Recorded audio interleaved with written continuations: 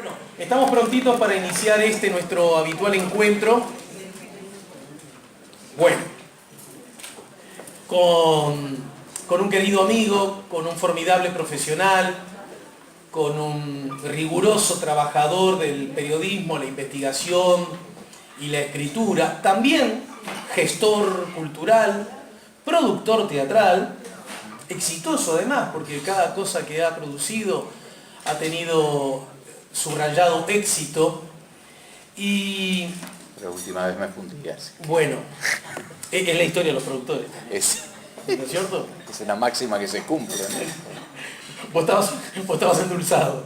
Claro, yo pensé que siempre se ganaba, pero no. Bien. Lo cierto es que me acuerdo de Emilce Viñas, perdón la digresión, pero Emilce Viñas decía que cuando el teatro es exitoso, es un muy buen negocio. Pero el asunto es que nadie sabe cuándo va a ser exitoso. Porque si no sería fácil. Todo productor sería millonario, porque siempre protagonizaría éxitos. Y eso no ocurre, ¿verdad? Lo que tiene que ver con el público no deja de ser un misterio alentador. Bueno, lo cierto es que a propósito de su último libro, editado en el último tramo del año pasado, es que vamos a recibir a nuestro invitado. Aquí en Escritores a Mano, una vez más, Diego Fischer.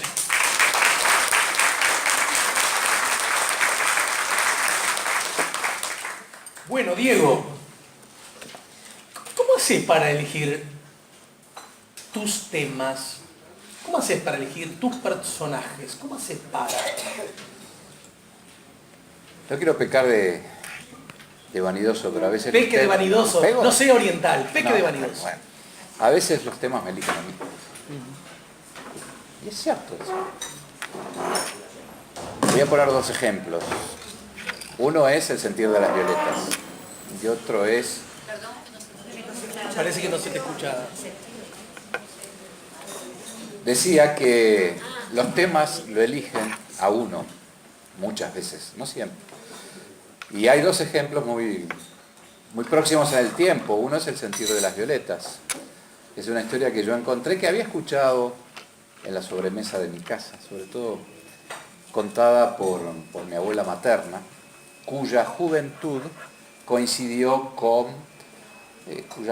y los primeros años de matrimonio coincidió con los últimos años de Elvira. O sea que estamos hablando de 1930, o mediados de la década del 20. Yo estaba investigando para lo que luego fue A mí me aplauden, la biografía de China Zorrilla. ¿Qué motivó que estuvieras acá con nosotros? Sí, es cierto. Una de las veces. Es cierto. Y bueno, y en ese andar por el Archivo General de la Nación, uno de los tantos archivos que frecuento, me encontré con un par de cartas de Elvira. Y como hago, siempre tengo esa costumbre, uno va por una cosa y se encuentra con otra. O se encuentra con otras cosas que no tenía previsto. ¿Cartas de quién? De Elvira Reyes. De Elvira Reyes, que es... Exacto. Porque estamos hablando justamente que una de los ejemplos a la pregunta que me planteaba Alejandro es que El sentido de las violetas no es un libro que yo lo tuviera programado, sino que la historia me pescó a mí, me encontró a mí. Y encontré esas cartas, las leí, las transcribí, las guardé, y bueno, aquí hay un libro. Y de repente, más adelante, por esta charla, si se da, podemos leer algún fragmento de esas cartas. Y otro caso mucho más, también, muy parecido a este, bueno, el primero de todos fue Juan, al encuentro de las Tres Marías, pero el encuentro de las Tres Marías, que también lo presenté aquí, va a cumplir este año creo que 10 años. Y esa es una historia que yo la he contado muchas veces, pero muy rápidamente, una carta que a esta altura hace casi 28 años, me entregó un médico, una carta de puño y letra de Juana de Ibarburu, donde ella confesaba dos historias o dos hechos de su vida, o tres hechos de su vida, que a mí me llamaron mucho la atención. Uno, su adicción a la morfina, su verdadero amor, la historia de amor con su amante, el doctor Eduardo de Robertis, y las penumbras materiales que ella vivía. A propósito de ese libro, Sí. también participaste de Escritores a Mano, pero no aquí, sino en el bar Paysandú Es cierto. de es cierto. Rondó y Paysandú, Sí. donde también estuvo Escritores a Mano, entre, Sí, entre sí. las tantas locaciones que Claro, abordó. estamos hablando de 10, 11 años atrás. Sí, sí. Bueno, y en esa carta yo me di cuenta, esta no es la Juana, que a mí me enseñaron y que yo estudié y aprendí a querer en la escuela. Esa carta durmió 15 años en mi escritorio y después se hizo libro. Y el otro caso es el de Carlota Ferreira. Yo fui por Blanes y me agarró Carlota. Igual que a Blanes. Sí, pero yo fui más inteligente, no me casé porque si no, no estaría vivo. Y realmente fue así, llegó por Blanes y allí apareció esa señora corpulenta, que es un gran misterio. Ahora me enteré que están por estrenar una obra de teatro en estos días, así que la voy a ir a ver con mucho interés. Pero no con a mucha propósito atención. de tu libro, seguramente, ¿no? Espero que no. Porque no me pidieron permiso. No, digo, por la duda, yo me curo en salud. Viste que yo soy petizo, pero aún así si veo el centro, voy a cabecear. ¿Otro juicio en puerta? No sé, no, porque hay quien que... Ya que son malditos. No, espero que no. No sé si te suena, petizo, maldito, casi son sinónimos. Espero que no. El juicio sigue todavía. Pero no, porque digo, quien va a hacer esto es una profesional reconocida, ¿no? Entonces, esas actitudes no son de gente profesional. Pero no me saques del tema porque No, pero a mí me sube la presión, ¿eh? concedeme que no lo saqué deliberadamente. No, está bien. Pero mi luz y entré. Pero no golpear. Y es Es que si así. golpeo no me dejan entrar, justamente. Y es así. Uno elige los temas o los temas lo eligen a uno. Este sería uno de esos casos. Sí, el caso del sentido de las violetas es uno de esos. Bueno, yo les cuento que precisamente El sentir de las violetas, el noviazgo eterno de Julio Herrera y Elvira Reyes. Julio Herrera y Oves, hay que hacer la precisión porque alguna gente se confunde con Julio Herrera Reisí, que era sobrino. Sí, está bien. Era sí, sobrino. Claro. Además las lenguas dicen que era hijo, pero no, eso no está comprobado. Otro libro. No había ADN en aquella época. ¿Qué lleva a una mujer a cultivar el amor y la fidelidad a un hombre durante más de 50 años? La noche del verano de 1862, cuando Elvira Reyes se presentaba en sociedad, tenía ante sí la promesa de un futuro lleno de felicidad. Pertenecía a una familia acomodada, era joven y hermosa. Poco después se comprometería con una de las personalidades más importantes de la política y la sociedad montevideana, Julio Herrera y Oves. El ansiado casamiento, sin embargo, nunca llegó. Elvira confeccionó y bordó 3 ajuares, tantos como fechas de matrimonio fijó y aplazó con su novio, mientras Julio Herrera vivía con intensidad los agitados años de conflictos políticos y sociales que afectaban al Río de la Plata, que varias veces lo llevaron al destierro. Elvira veía pasar los años languideciendo en una espera interminable. Así arranca en contratapa, de alguna manera es este el puntapié inicial de una historia que, según uno va transcurriendo por el libro, advierte que si bien quizás para muchos de nosotros resulte apenas oída o francamente desconocida, en su momento fue la comidilla de la sociedad, ¿no es cierto? Así es. Lo que pasa es que pasaron muchos años y al no haber quedado un registro escrito, lo que queda es la leyenda o la tradición oral, y muchas veces la tradición oral se convierte en leyenda, pero desaparecen quienes la transmiten. Yo tuve esa enorme fortuna de haber escuchado esta historia en boca de mi abuela. Pero si mi abuela viviera hoy sería más que centenaria. Entonces, si no me hubiera topado con esos documentos, quizás no le hubiera no me hubiera embarcado en la investigación que terminó siendo luego este libro, ¿no? Pero acá creo que corresponde que te haga una pregunta, porque de alguna manera vos lo insinuás en el propio libro. Vos decís, bueno, a ver, historias de amor. Sí. De historias de amor que de algún modo no logran el objetivo. De algún modo, en el sentido del ajuar que se borda. Historias de amor que implican desencuentros. Historias de amor. Bueno, hay 12 millones a lo largo de la historia que han provocado 6.700 novelas a lo largo de la historia. ¿Qué viste vos en esta historia de amor que mereciera ser especialmente contada para nosotros los orientales? Está buena la pregunta porque me da pie a que quienes han seguido, quizás algunos de ustedes hayan seguido mis libros anteriores, Carlota Ferreira, Mejor Callar, y ahora El sentir de las violentas, vienen a conformar, y sin proponérmelo yo, una trilogía. Y voy a explicarme.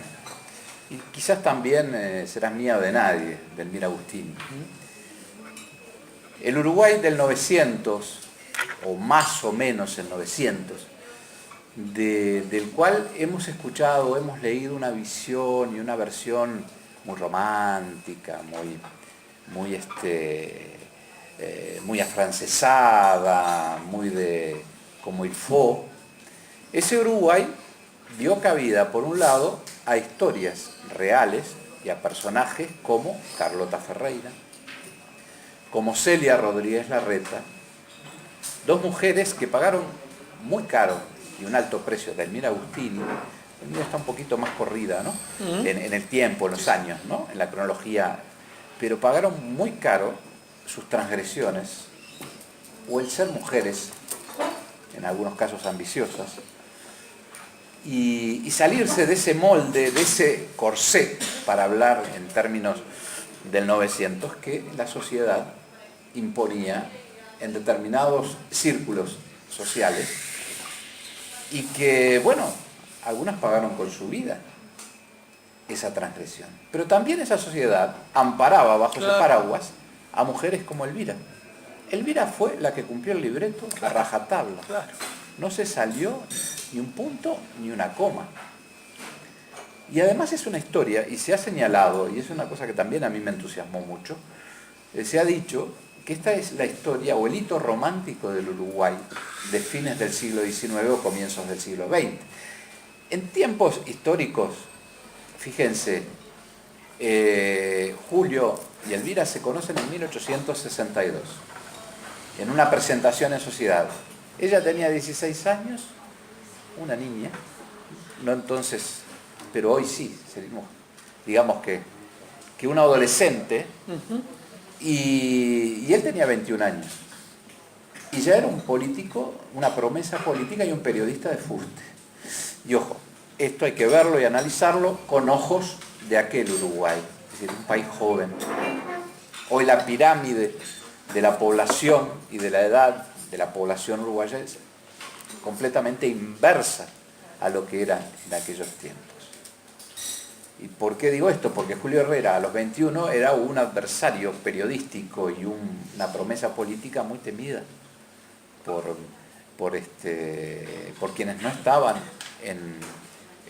comulgaban con sus ideas. Él era colorado y fue luego y al poco tiempo una de las figuras fundamentales de lo que se llamó los principistas, aquellos señoritos doctores, como diría Florencio Sánchez, que enarbolaban la bandera de libertad como principio, libertad como medio y libertad como fin, ¿no? Y pertenecían los dos a una clase social, al patriciado.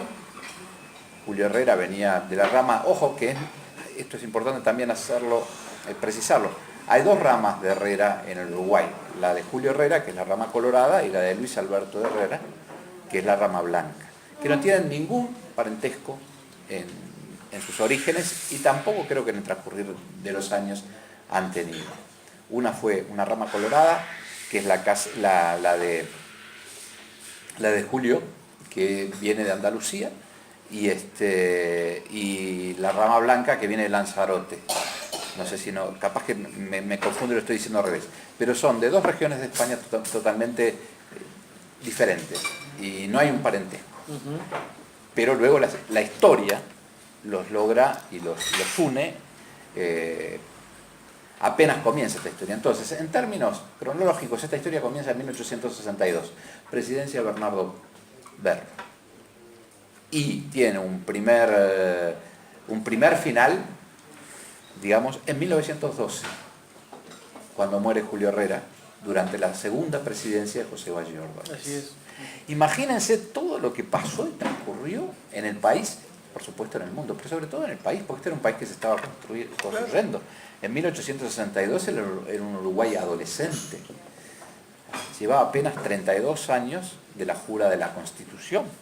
Es más, en la línea que vos estás diciendo, querido Diego, hoy de mañana en la radio conversé con el doctor en Ciencias Políticas, Jorge Lanzaro, que ha trabajado mucho sobre la importancia que ha tenido nuestro país y aún tiene una especie de constitución bisagra en la historia política de nuestro país, que es la Constitución del 18. En realidad fue hecha en el 17, pero empieza a regir en enero del 18, ¿no es cierto?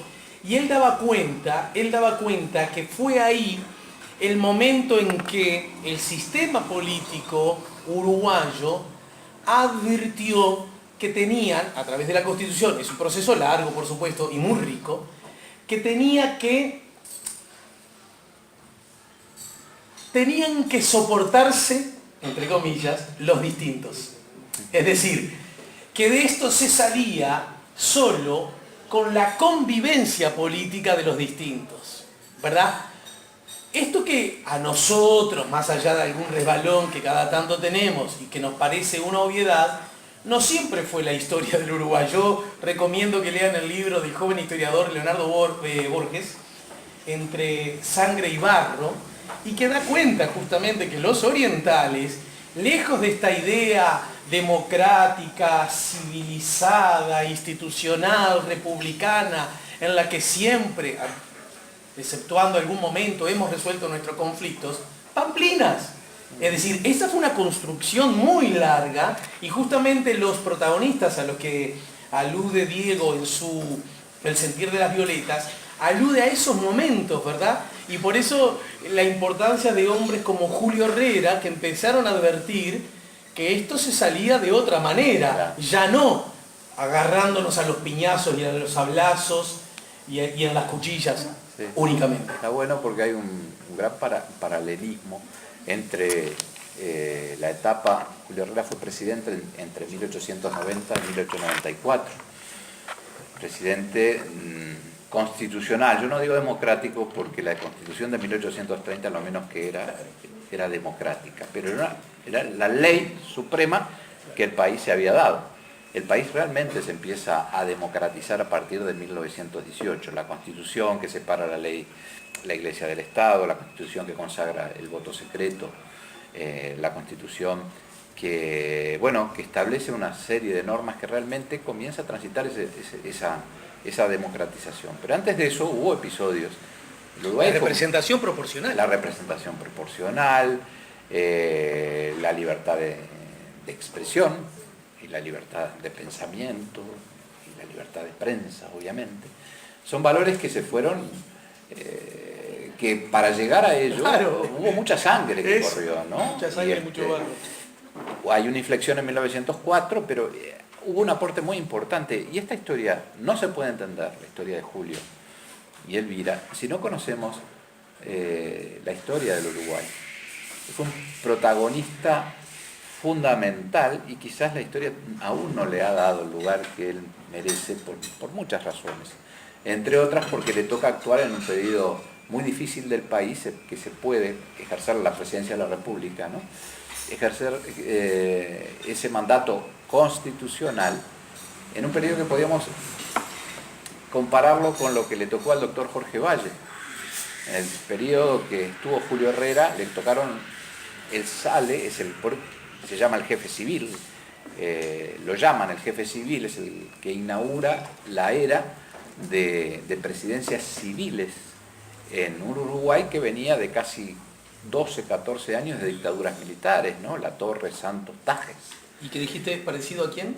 Al gobierno que le tocó al doctor Jorge Valle, porque durante el gobierno de Julio Herrera quiebra el Banco Nacional. Es el... Está bien. Yo pensé que decías por lo de Sanguinetti porque venía después del proceso militar.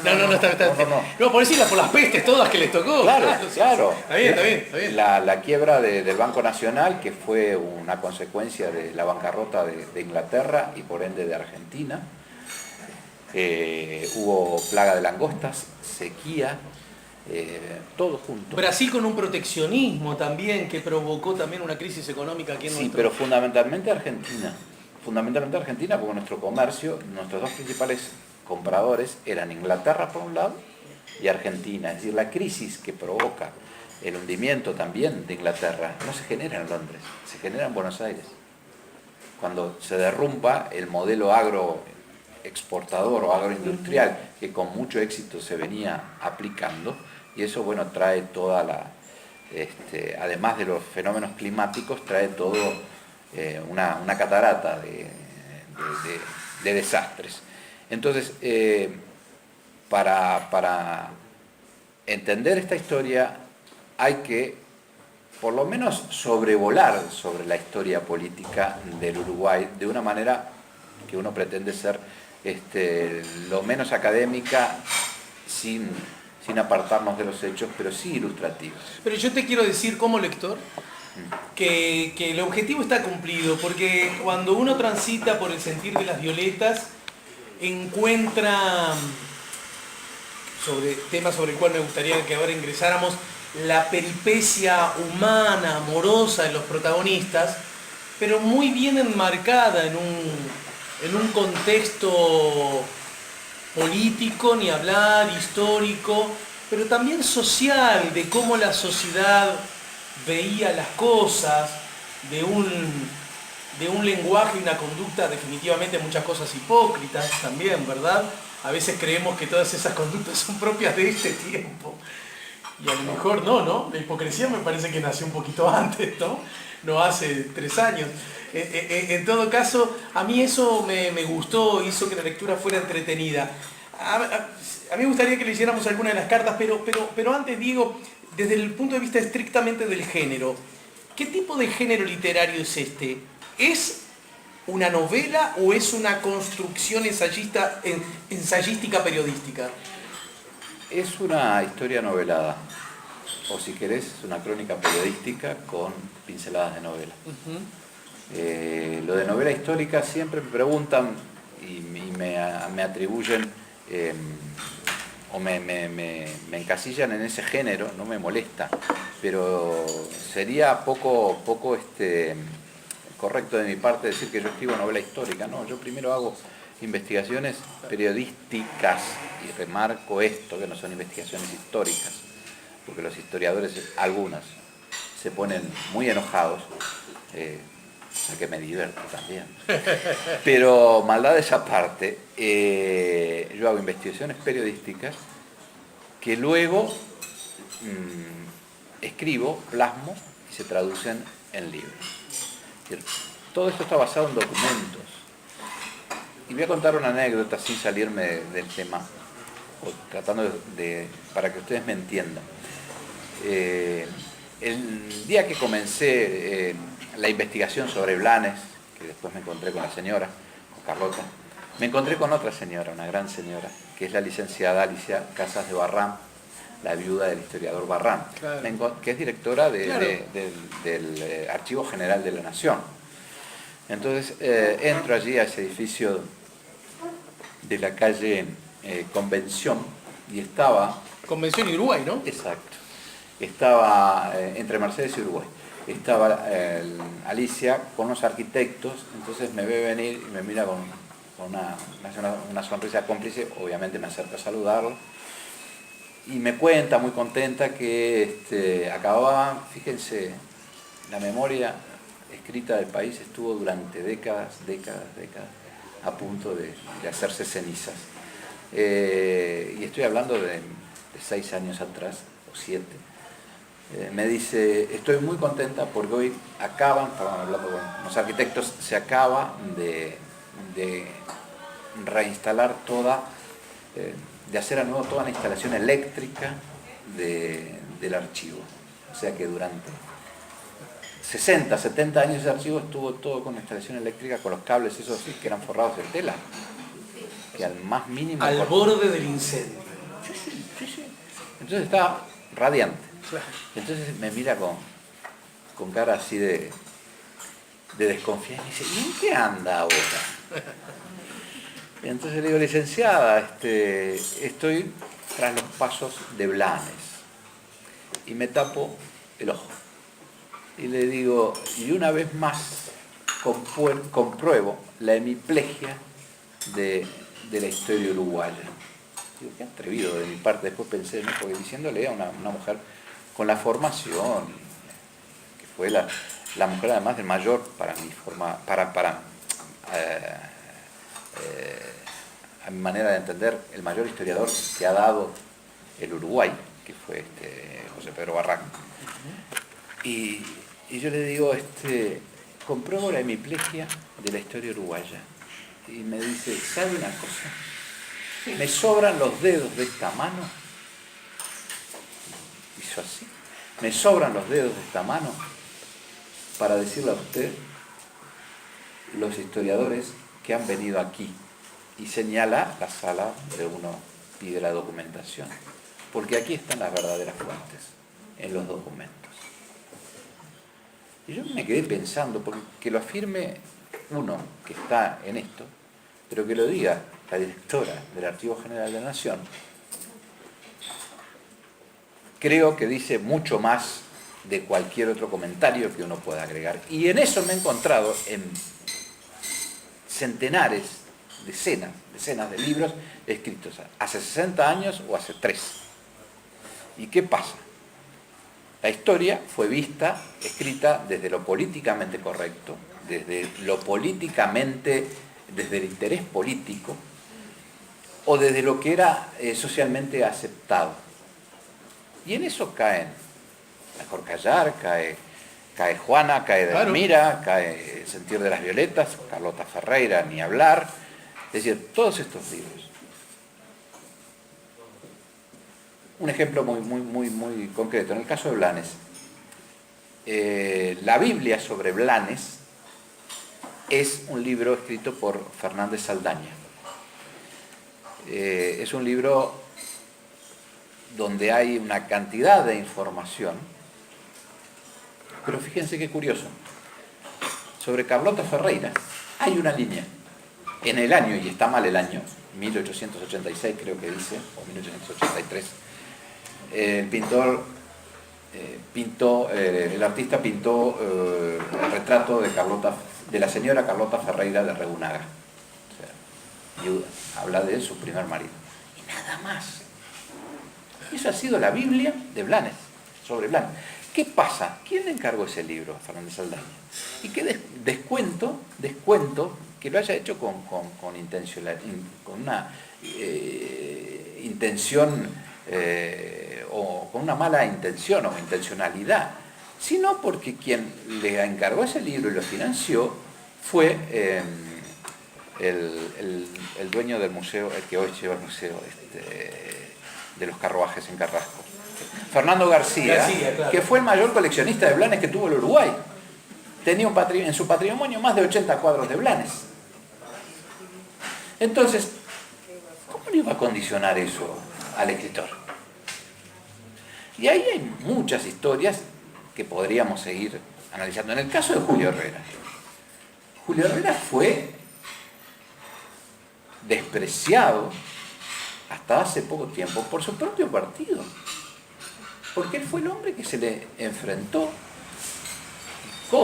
como a José Valle Ordóñez, que primero Julio Herrera lo usa a Valle, o mejor dicho, en esa cosa que perversa que tiene la política, y después Valle se siente usado, y fue realmente usado por Julio Herrera, es decir, a través del diario El Día, pero Valle le pasa una factura carísima. Y Julio Herrera tenía mejores vínculos con sus adversarios, en ese caso el Partido Blanco, o algunos sectores del Partido Nacional, que en su propio partido. Porque él formaba parte de una élite a la que el surgimiento del gallismo, como un movimiento de tinte popular, que ganó la adhesión de los sectores más populares, y no estoy abriendo ningún juicio de valor, entraba en colisión, y vaya como, con ese sector, o esa de los principistas, que era una élite. Julio Herrera formó parte de las cámaras bizantinas, claro. Aquellas cámaras que en 1870 se las acusaba se decía bizantinas porque pasaban de discursos muy preparados, muy rimbombantes, pero estaban de espaldas a la realidad del país. No obstante, hay que quebrar una lanza por esas cámaras que estaban integradas por colorados y blancos, que luego son desterrados en la barca Puch, que es la segunda vez que Julio Herrera y Elvira tienen que poner el matrimonio. ¿Que la mandan a La Habana? ¿Fue? A La Habana, que no puede desembarcar. Que no llega a La Habana, claro, y terminan en Charles. Estados Unidos, claro. Sí, sí. En el puerto de Charles. Hay una historia maravillosa. Esas cámaras, esos políticos son los que sientan las bases para la reforma educativa que poco tiempo después José Pedro Varela, junto a Lorenzo Latorre, llevan adelante. Entonces, en la historia, nosotros hemos recibido o hemos leído un relato que respondió a determinados intereses en cierta época, o a lo que políticamente era aconsejable o recomendable contar. Entonces, lo que yo hago en mis trabajos y en mis libros, basado en documentos, es mostrar que también hubo otros hechos, es legítimo tener otras miradas sobre los hechos. Y además de eso, que de por sí es clarísimo, como lo planteás, también hay un asunto sobre lo cual los historiadores, otra vez aludidos, insisten una y otra vez y que resulta razonable. Yo recuerdo que hace muchos años, cuando empecé a trabajar en esto de la comunicación y el periodismo, recuerdo que pregunté, llega un momento que a propósito de los documentos podríamos llegar a la conclusión que a menos que se destape que se tira abajo una pared en que justo había lo voy a groseriar, los documentos en realidad ya están leídos todos. Claro. Entonces, ¿qué sentido tendría, todo lo estoy llevando a un extremo deliberado, ¿qué sentido tendría seguir escribiendo sobre historia y documentos cuando en realidad ya no hay, en líneas generales, nuevos documentos que nos puedan dar nuevas visiones sobre los hechos? Y los historiadores... Una chiquita al respecto. Antes de este libro, Carlota Ferreira, ustedes entraban en internet y en las pocas menciones que había sobre ella decía: Carlota Ferreira nació en 1845 en la ciudad de Buenos Aires. Sí. Nadie se había tomado el trabajo de buscar la partida de nacimiento.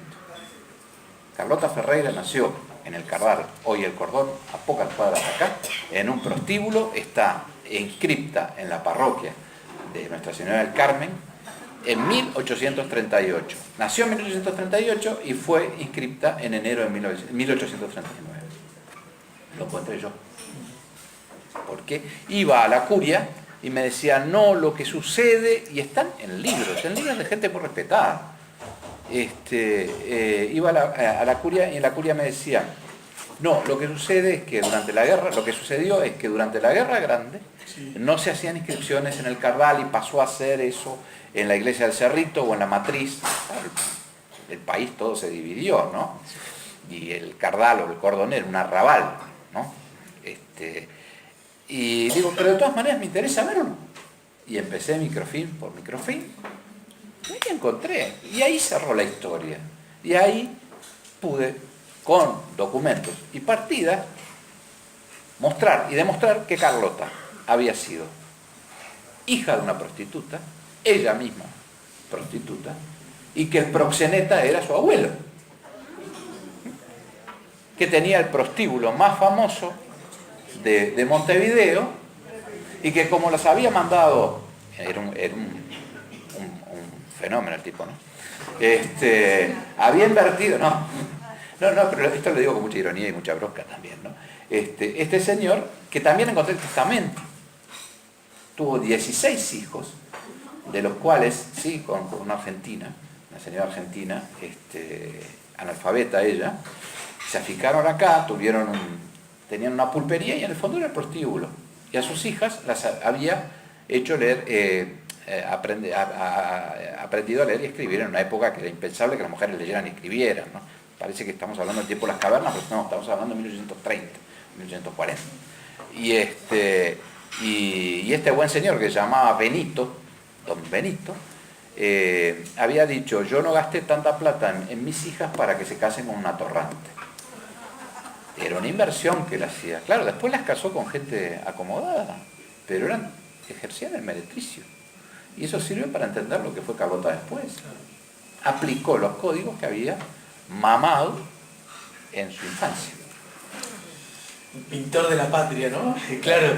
Lo que menos tenía era pintor de la patria acá en este libro. Claro, pero quiero decir justamente que a veces nos cuesta advertir el costado, primero, una cosa tan obvia como el ser humano. Primero que todos tenemos luces, sombras, pisamos baldosas duras y baldosas flojas, todos. Pero nos gusta creer una historia en que aquellos que respetamos, honramos y admiramos, ¿por qué no?, parece que eran perfectos en todo, ¿verdad? Ni siquiera lo estoy diciendo por Blanes y su vínculo con Carlota. Quiero decir, no aplica, no queda bien que haya caído a los pies y a toda parte de su morfología, siendo esta una mujer con ese origen, ¿verdad? Por supuesto. Entonces mejor nos hacemos los chanchos rengos, sacamos la pata del lazo, nos ponemos una venda en los ojos y seguimos mirando para adelante. O no existió, solamente claro, sabemos, eso es un retrato de Blanes, la señora, ¿no? Como dicen los chiquillos, la gorda con bigote. Pero no es así. Esa señora fue determinante en la vida, no solo de Blanes, sino en cierto momento de la sociedad montevideana. Pero a mí hay algo que me gustaría que, justamente a propósito de lo que yo comentaba, que los historiadores dicen que, si bien los documentos, bueno, puede ser que algunos, como nos acaba de confirmar nuestro invitado, no se haya llegado a él por desinterés o por interés desinterés interesado, o por simplemente vagancia o comodidad.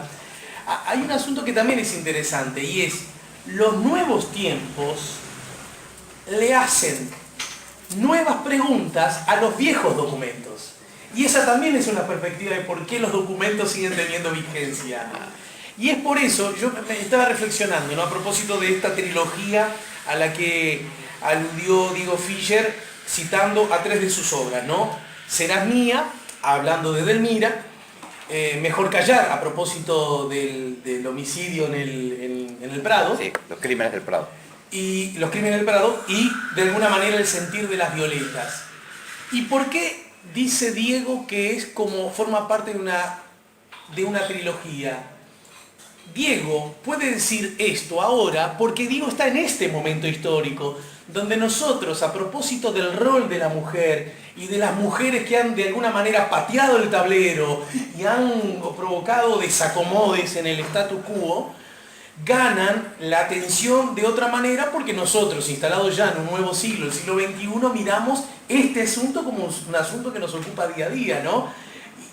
Y esas son una de las claves por las cuales, quizás como dice Diego Fischer, se transforma en una especie de llave de Benjamín que atrapa los rayos, ¿no? Los temas vienen a él, ¿no? A propósito del pararrayos. No siempre, no, claro. pero... Dame una razón. Ahora déjame ser nosotros somos de la misma edad, más o menos. Yo soy del 65, vos sos un poco menor.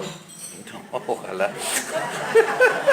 Bueno, pero podemos ser primos hermanos perfectamente, ¿no? Por supuesto. Bien. A ver si decís acá.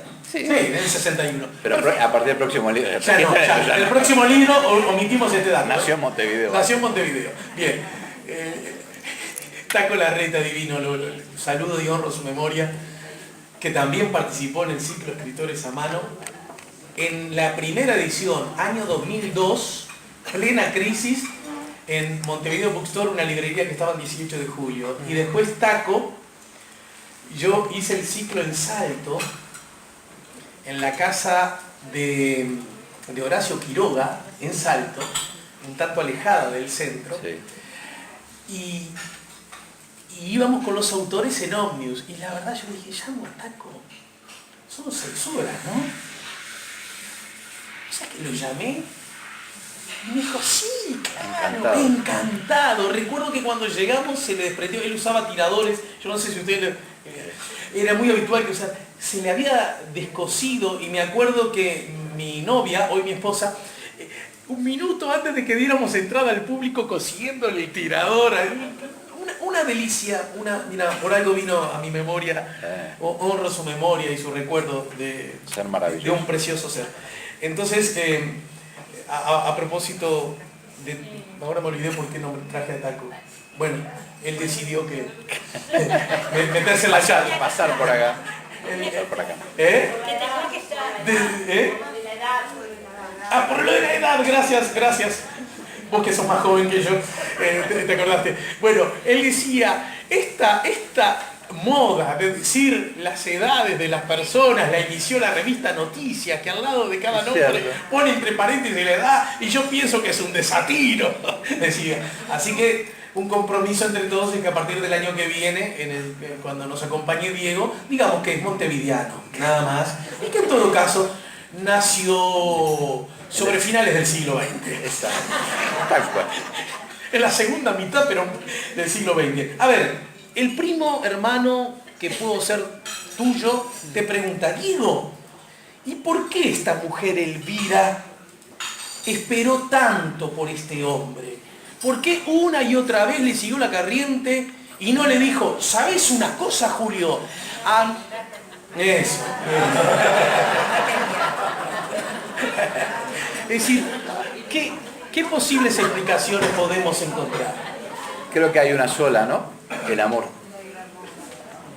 El amor. Déjatelo.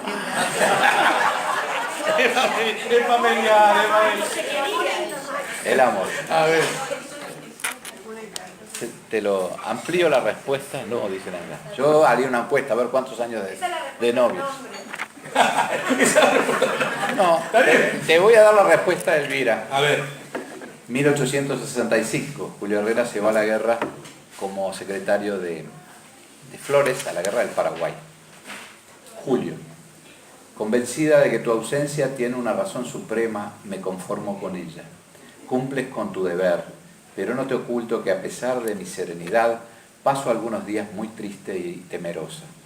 Mi alma te acompaña día y noche, fiel a la consigna que me diste, y si paso tranquila es porque converso contigo o me imagino mirando las primeras estrellas que todas las tardes se reúnen en el jardín de nuestra casa y me traen tus pensamientos y tus encargos con la misma constancia con que tú me las envías. Pues como confío en ti, creo en la custodia divina que te cuida y le ruego a la Virgen con mis oraciones que estoy segura que ella oye muy bien, puesto que me da conformidad. A cada instante encuentro un recuerdo tuyo y Ercilia y Pepa, sus hermanas, son las que hablan con más frecuencia de ti cuando saben alguna noticia o me ven por el jardín entregada a las camelias, que es mi placer favorito.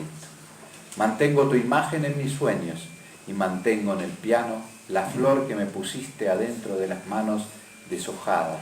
Cada vez que la miro, me doy a revivir tus últimas promesas y sin querer pienso, si la guerra demorara mucho tiempo y tú no volvieras, ¿qué sería de mí?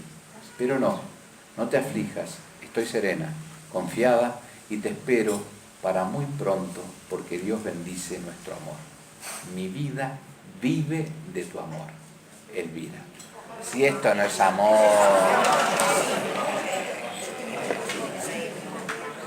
Hablábamos del hito romántico del siglo. Esto puede ser perfectamente una carta escrita por Becker o llevado a la poesía por Baudelaire. Así fueron el tono de todas las cartas de Elvira Julio. Y siempre terminan con esto: mi vida vive de tu amor. Y el amor es un misterio. Y allá están malísimas. Pero es así. Esa es la barra brava, ¿eh? Esa es la barra. Sí, brava. No, pará. Voy a hacer un comentario que creo que en estos momentos conviene hacer. Y para lo cual también nos dan una buena mano los historiadores, los buenos historiadores. Y es la tentación del juicio anacrónico siempre está vigente. ¿No es cierto? Querer ver las cosas en clave nuestra. Tengo una tía que no tiene mucha onda con Artigas. Y en Uruguay hay que no tener onda con Artigas, ¿no? ¿Y por qué? Dice, no, porque tenía mucha mujer. Primero, mi amigo e historiador Mario Cayota desmiente eso, porque si bien Mario dice que Artigas tuvo muchas mujeres, nunca las tuvo a la vez. Eran tachangó. Pero bueno, ¿ves? Otro comentario anacrónico. No soy yo. Eran tachangó, como dicen los muchachos hoy. Bueno, no, pero quiero decir, más allá de si es o no, si es mito o si es verdad, en todo caso parece que en todo caso hay que entenderlo en su contexto. Y esto de estar enamorada de un hombre y estar convencida que mi vida vive de tu amor, a nosotros nos resulta un poco exagerado, hasta cursi, dice la amiga acá. Es más, hoy día, pero esto porque hemos avanzado, nos han enseñado, o de alguna manera podemos decir que hemos aprendido, que la forma mejor de poder dar amor a otro es teniendo uno mismo una buena vida, que no dependa del otro, justamente para amar más y mejor a nuestra esposa, a nuestro esposo, a nuestros hijos. Pero estas son cosas que la humanidad ha ido aprendiendo. Por eso yo en este punto, que podría también generar mucha ironía acerca de Elvira, digo que hay que compadecerla desde ese lugar, o entenderla desde ese lugar. Entenderla, no compadecerla. No, por eso corregí. No. Pero Mira que no terminó muy feliz, me da la impresión, ¿eh? Buena sí. Pregunta. ¿Y él? Yo ¿la creo que amaba sí. a Yo ella? creo que sí. ¿Te respondo con una carta? Responda con una carta. Ahora nuestro amigo Diego deja de ser Elvira y pasa a ser Julio. Esta carta es cuando Latorre, a través de Pedro Valera, que ejercía la presidencia de la República, los destierra a las 15 figuras más brillantes de la política uruguaya en la barca Puch a La Habana. A ver, usa por las dudas. Nacho, a ver si podemos... Algo pasó con la conexión. Fíjate Haciendo si... tierra. Ahí, ¿no? Sí, usa a ver. Pero igual me parece que hace barullo el otro. Bueno.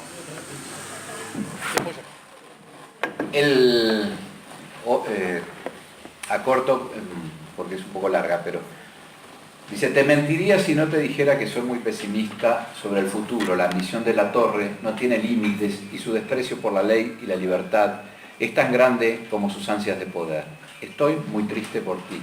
Una vez más no podremos concretar nuestros planes. Tal vez sea una nueva prueba que deberemos sortear para afianzar aún más nuestro amor. Tú sabes bien que siempre he antepuesto la lucha por la libertad, el deber, con la patria y con el partido a cualquier interés personal. No podría casarme y formar una familia padeciendo y viendo sufrir a mis compatriotas por una tiranía. Sé que me entiendes. También sé cuánto sufres. Tu fe en Dios y tus oraciones a la Virgen del Perpetuo Socorro te ayudarán a sobrellevar la pena. Elvira, vienen por mí. Te envío adjunto un poema que escribí pensando en ti semanas atrás, con la ilusión de no tener que enviártelo. Te quiero mucho y te abrazo. Tú, Julio. Y el... Esto va a terminar. Esto va a terminar en un duelo. La quería pero no la amaba. Y fíjense el poema que le escribe. Le voy a unas estrofas. Acuérdate, cuando la aurora pura entreabra al sol su marcado Edén. Acuérdate, cuando la noche oscura recline triste la argentada sien. Cuando tu seno de placer palpite, cuando la tarde a meditar te invite. Oye del bosque la voz ardiente, murmurar dulcemente. Acuérdate. Es el Uruguay romántico. Y con esos ojos debemos analizar esta historia. Desde el punto de vista de, felizmente, de todo lo que se ha avanzado, y aún estamos lejísimos, de que la mujer tenga una situación óptima en la sociedad uruguaya, es muy difícil entender esto. Yo les voy a contar una anécdota. Yo tengo mi correctora. El tema causa polémica y la polémica causa voces. Sí, y justo como hay tenemos... una señora que quiere preguntar. Así que, dale, no, dale, los que vamos. quieran hacer preguntas, mándenlas, así mantenemos el criterio, ¿verdad? Sí, sí, así que, en la medida de lo posible, procuren conversar menos, chiquilinas y chiquilines. Y esto pasó... Les amamos a todos igual por igual.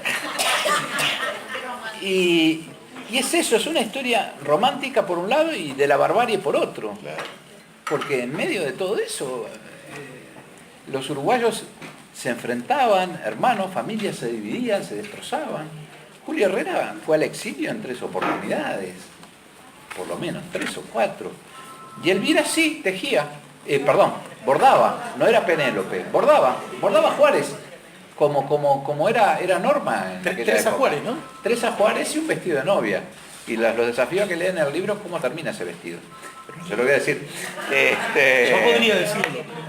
Obviamente, hoy yo tengo una hija que se casa dentro de menos de un mes. Y claro, y veo lo feliz que está y lo maravilloso que es toda la previa esa del casamiento. Y por otro lado, tengo esta historia presente, ¿no? Y digo, ¿qué diferencia? Bueno, no hay que irse a...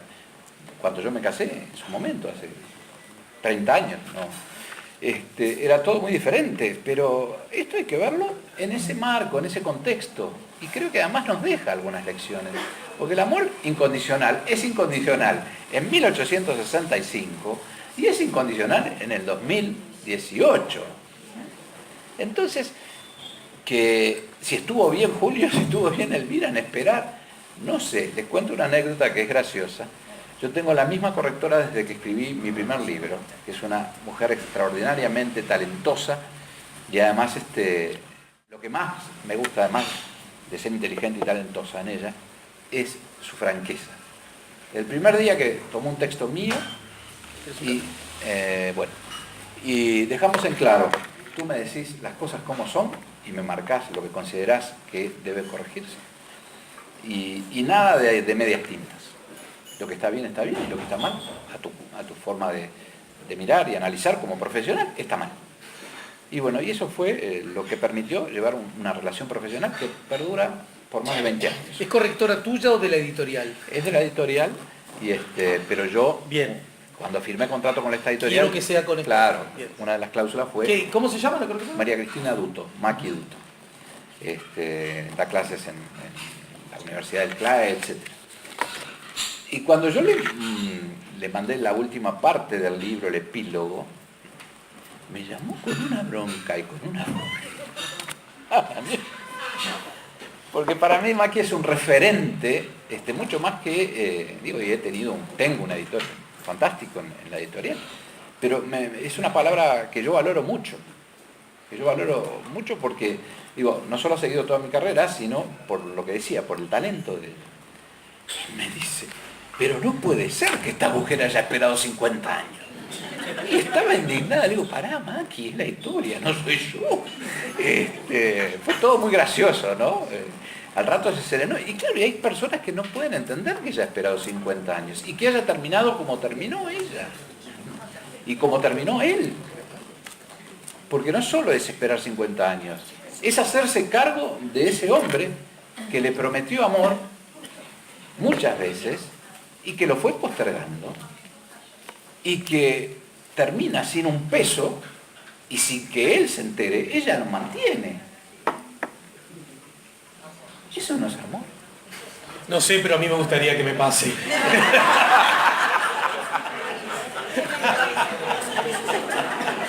Ah, bueno. Viste que se dice que el paradigma, que hay algo que nos mueve el piso a los varones según el nuevo vínculo que estamos teniendo con las mujeres tiene que ver con que los hombres no podemos tolerar que las mujeres sean exitosas, que sean autosuficientes, que trabajen y que encima ganen más que nosotros. Y yo digo, es lo que quiero, me encantaría que eso ocurriera. Bueno, a ver. Eso lo decís porque vos tenés hijos varones. Único varón, digo, ¿sí? Bueno, único varón. Si tuvieras hijas mujeres, pensaría distinto. Bueno, muy bien. Muy bien. Julio Herrera, estamos besando el final, chiquilines. Julio Herrera hizo un trámite judicial para cambiar su nombre. Entonces, si lo pregunta, lo dice, gracias, Julián. Me parece que firma esto. No sé, capaz que Julián... Ah, de Julián a Julio. No.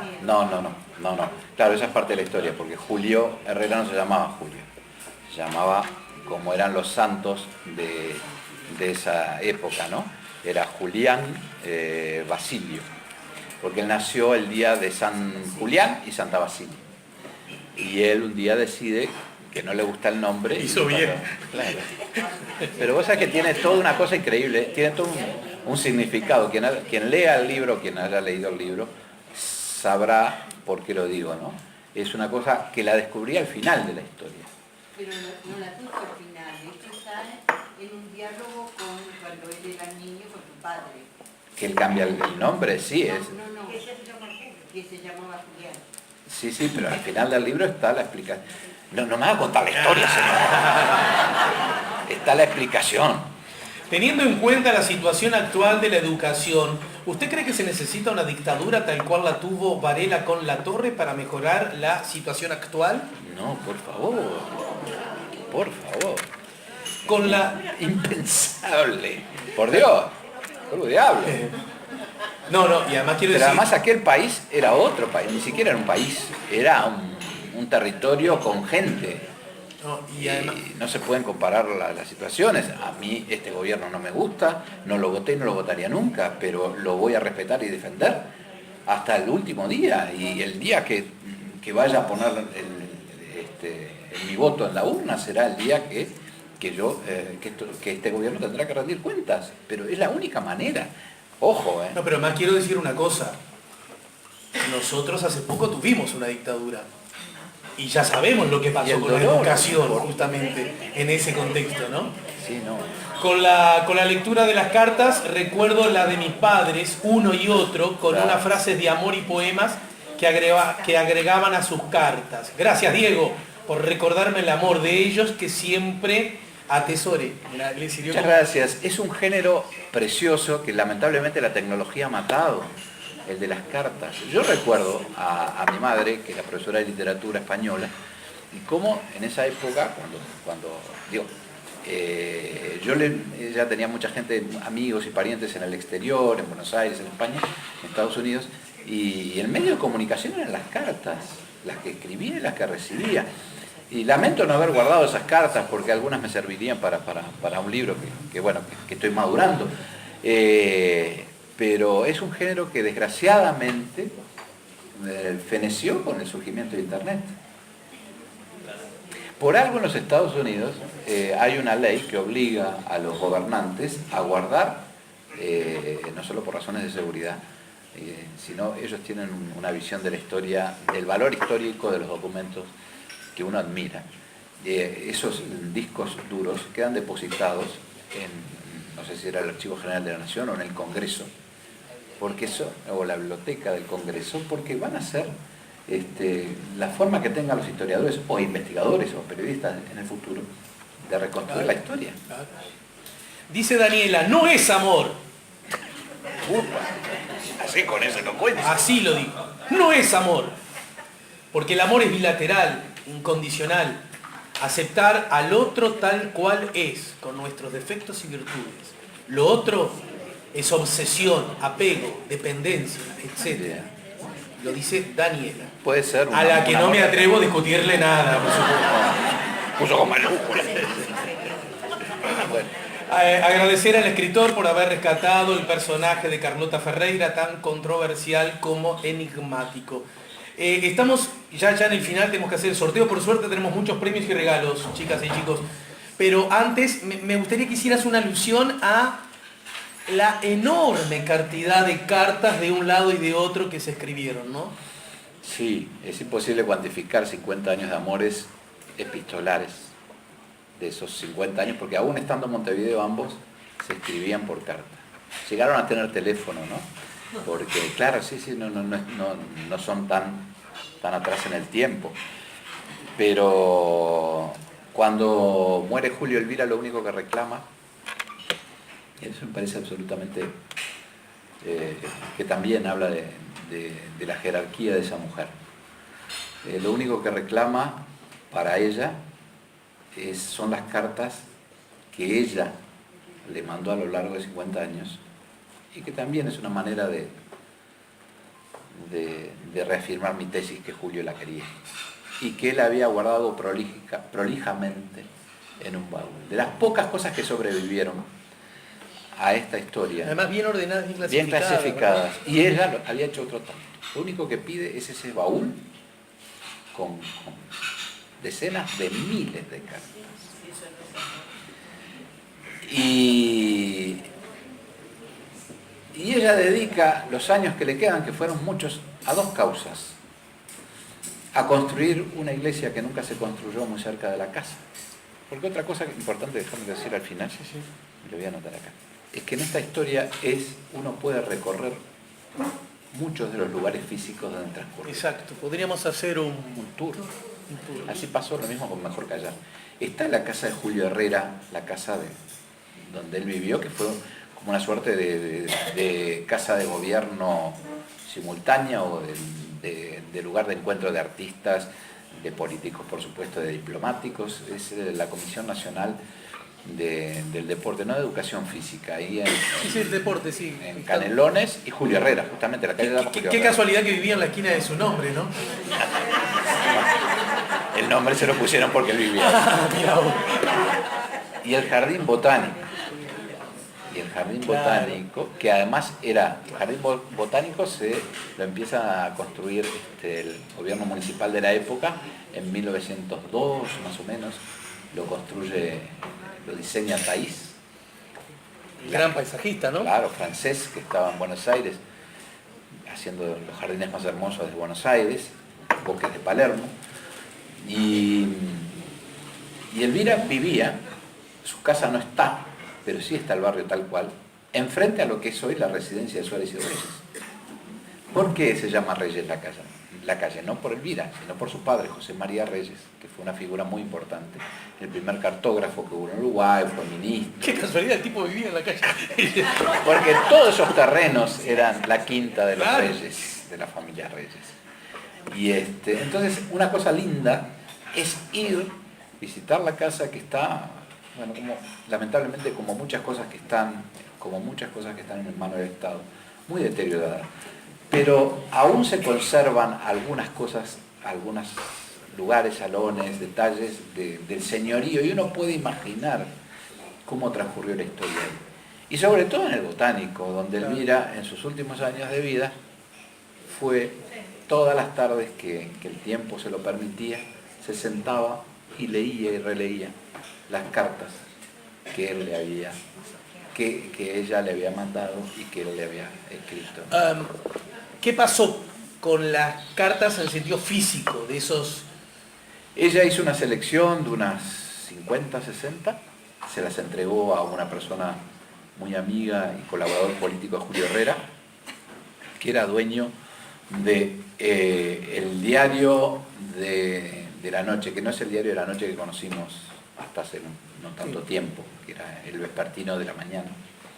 Y él le entrega esas 60 o 50, 60 cartas, ella le entrega, y le dice, para que algún día se conozca la verdad. y él nunca las publicó. El resto de las cartas las quemó. El resto de las cartas las quemó. Y esas cartas que Y de esas sobrevivieron, cartas, bueno, muchas de ellas yo pude acceder. pero están en algún sitio. Están diseminadas en muchos lados. En el Museo Histórico Nacional, en el Archivo General de la Nación, alguna en la Biblioteca Nacional, pero fundamentalmente en el Museo Histórico Nacional y en el Archivo General de la Nación. Quiero hacerte dos últimas preguntas. Una una vinculada al pasado y otra vinculada al futuro. La que está vinculada al pasado tiene que ver que, bueno, le conté a una tía de escritora y en realidad ella me preguntó quién va a estar y no ubicaba mucho el noviazgo de Julio Herrera y Elvira y algún pantallazo le hice a propósito del sentir de las violetas.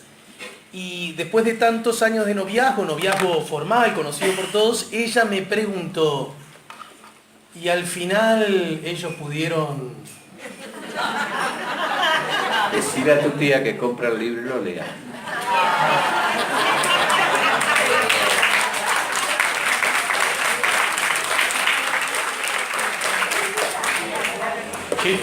Yo igual le conté. Chito, Bueno, muy bien. Y la otra pregunta es, voy a hacer de cuenta que estamos en el Archivo General de la Nación y por un segundo, estamos llenos de ruidos. Debe ser Taco Larreta que anda por ahí. Espíritus. Voy a ser Alicia Casa de Barrán y te voy a preguntar, ¿y usted? ¿En qué anda ahora? Y ando por los archivos, y ando escribiendo. Adelante algo, no sea machete. Mire toda la gente. No puedo porque la editorial no me lo permite, pero les doy un pique. A ver. Es una historia de amor. Sí. Es una historia de amor de dos personajes. Un personaje muy importante. ¿El ámbito político? Sí. Y de su mujer, que poco o nada se sabe. No dijo nada, ¿verdad? No. Esmérese un poquito más, o si no, salimos con afiches para decir qué año nació. Nada más. Mejor callar. Nació en 1951. Te agrego 10 años. No puedo, en serio. Bueno, está bien. Pero además está bueno tener Está bien. expectativa. Está bien. Hacer una campaña de expectativa. Bien.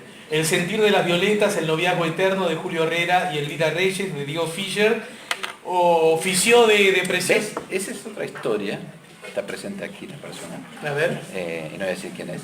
Es otra persona, es otra historia que llegó a mis manos a través de unas cartas. La que viene. Sí. Bueno, nadie se me va de acá. Porque esta persona me las da. Un día conversando me dice, yo tengo tal cosa, tal otra. A ver, mostrame. Pero de este libro o del libro que viene. No, del que viene. A ver, mostrame cuando digo. ¿Y esto? Pará. ¿Está de acá para allá o de acá para allá? Yo creo que está de acá para allá también. ¿Sabes que sí? Ya está. Ah. Creo que ya me di cuenta. Bueno, dale. Bueno, lo dicho. Diego Fischer, muchas gracias.